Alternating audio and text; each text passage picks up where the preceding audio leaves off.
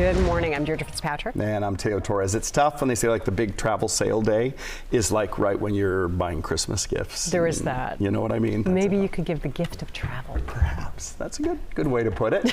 All right, meantime, we've got to look at the forecast now, Tamara, and the weather is pretty chilly out there. You might be thinking like Aruba, Jamaica, something like that when you see these temperatures, because this is a quite cool morning here in Northern California, sliding down to freezing or below in a few communities. Right now, 33 currently at the Executive Airport in Sacramento, 34 kicking off your Tuesday morning here in Davis, 34 right now. We're now around McClellan and North Highlands and Rio Linda neighborhoods, and it's 41 currently in Vacaville. Let's go down into the San Joaquin Valley, though, and you can see the spread here. It's freezing right now in Stockton, likely to find some frost maybe on the rooftop or on the lawn or even on the windshield if you park the car outside. Give yourself a little extra time this morning to scrape off some of that frost. 34 right now in Riverbank, 33 for Modesto, and good morning Turlock, waking up in those mid-30s. As we go through the day today in Sacramento, again, it'll be a cool morning. We actually have a freeze warning that goes until 9 o'clock for the Central Valley. Once we get away from that 9 o'clock hour, we start to see those rebounds with the temperatures. We'll have sunny skies, light winds out of the west, and temperatures in the upper 40s by 10 a.m. Daytime highs will move into the low 60s for today. So very similar feel to yesterday, especially into the heart of the afternoon. But beyond sunset tonight, clouds will thicken up a little bit in a few spots, and some showers are in the forecast for Wednesday. I'll show you which areas could pick up those showers coming up in your full forecast. 6:02 right now. Brian, what are you watching for us on the roads? A nice ride this morning out on the causeway. You can see here the taillights heading off in the westbound direction from West Sacramento out towards Davis. Headlights coming in, no delays there. Highway 50 out of Folsom looking good, and Interstate 80 we are incident free coming down through the split. Cap City Freeway and 80 over the top looking good there. 5 and 99, no problems coming up on that northbound ride from Elk Grove, and we'll check in on Stockton. Had an earlier incident northbound 99. That's all clear and no longer any delay there. Westbound 4 looking good here as well. So Highway 50 here in Sacramento, 10-minute ride out of Rancho Cordova. Interstate 80, 9 minutes from Roseville, and 5 and 99 running at the speed limit, which is an 11-minute ride on that northbound commute. Back to you guys. All right, thank you, Brian. Well, the commute early morning had to be stalled, apparently, for Sacramento drivers because a train got stopped on the tracks in Midtown. Happened at the tracks right at O Street. Here's a look at what it was like out there. Crews on the scene saw that car that was stuck on the tracks out at O and 20th. It did get removed just around 4 a.m., and at this point, there is not any more information about exactly what caused that delay. Sacramento region could be getting its first tollway, and today is your chance to make your opinion heard when it comes to it. Today is the first public hearing about the proposed changes to I-80 over the Yolo Causeway. Mike DeSalle is in West Sacramento. People have major thoughts on this pay-to-use commuter idea.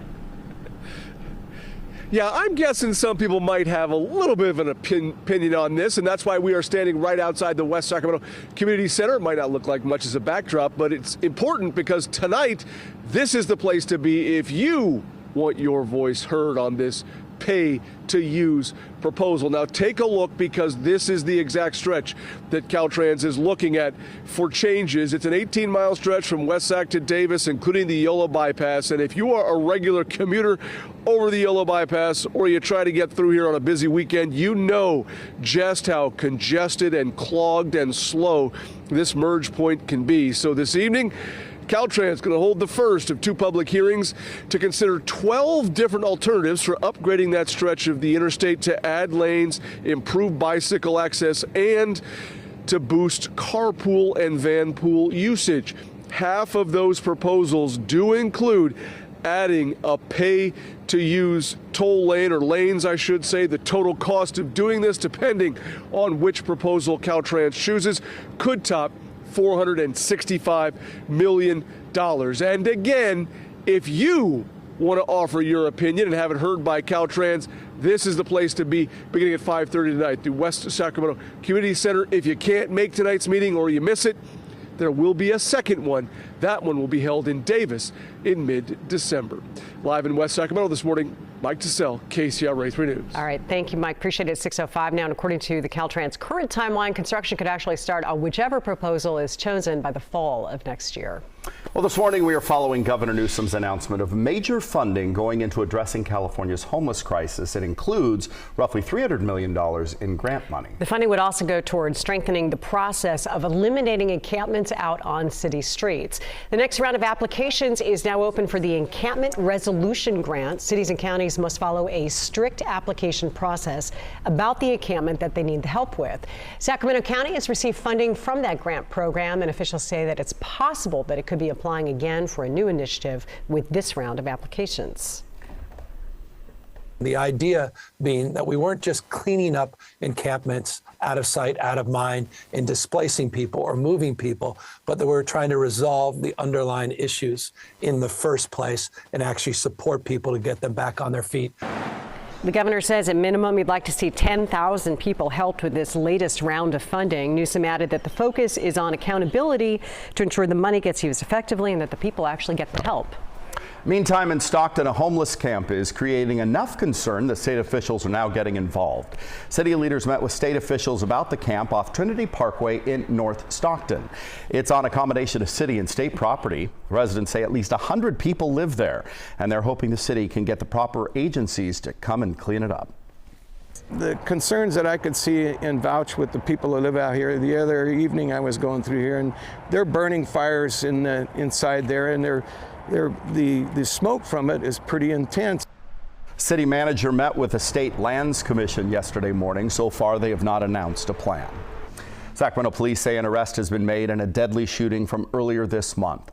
It happened November 8th off Del Paso Boulevard and El Camino Avenue. Police say 2 men were shot and 1 died. Officers say they tracked the gunman down across the state line to Reno just yesterday. Here's the mugshot. Diamond Moore was arrested on homicide charges. No word on when he'll return to Sacramento. Sacramento police also have arrested 2 men suspected of armed robbery. Police say the 2 men robbed the victim at gunpoint earlier this month on Rexley Court.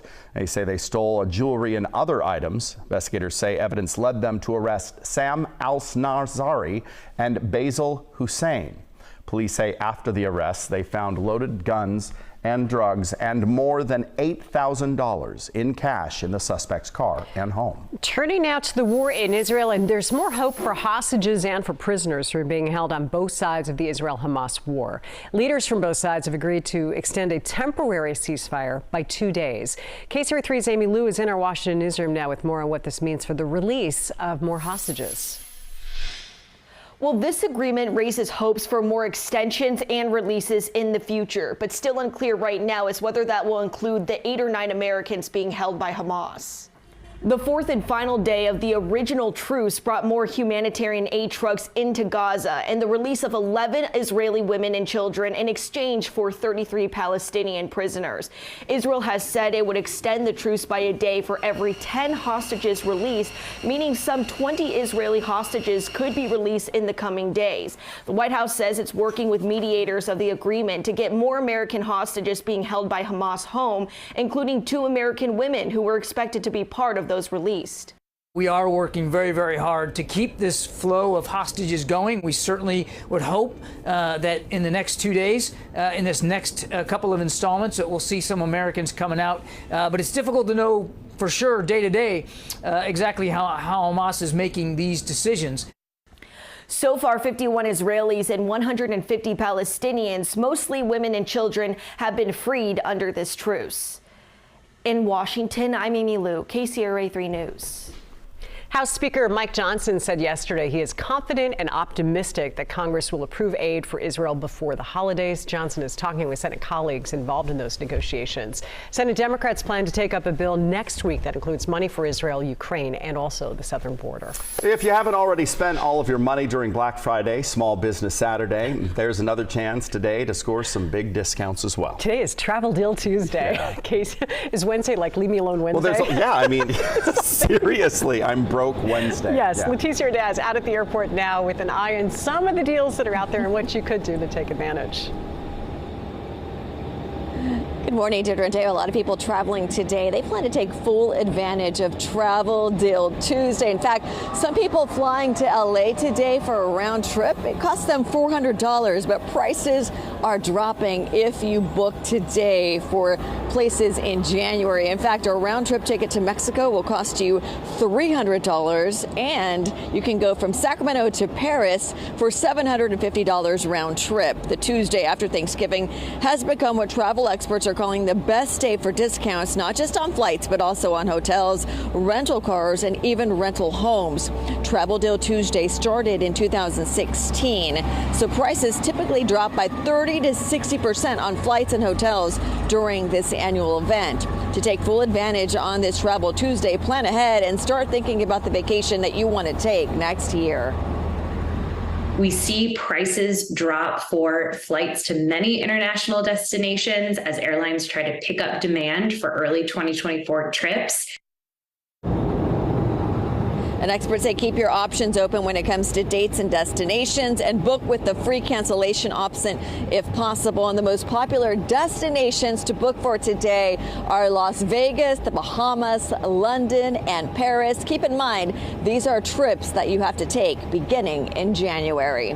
Reporting live at Sac International Airport, Leticia Ordaz, KCLA 3 News. Well, some airlines like Southwest are extending their 30% off deal through Friday. Others are offering deals only today. You can book your trip now by visiting your favorite travel website or airline. Hotels do it too for today too. Certain resorts, and sometimes when you package. And if you're members of their clubs, a lot of them are sending out There's their a million emails ways today. to work it. Yes. There you go.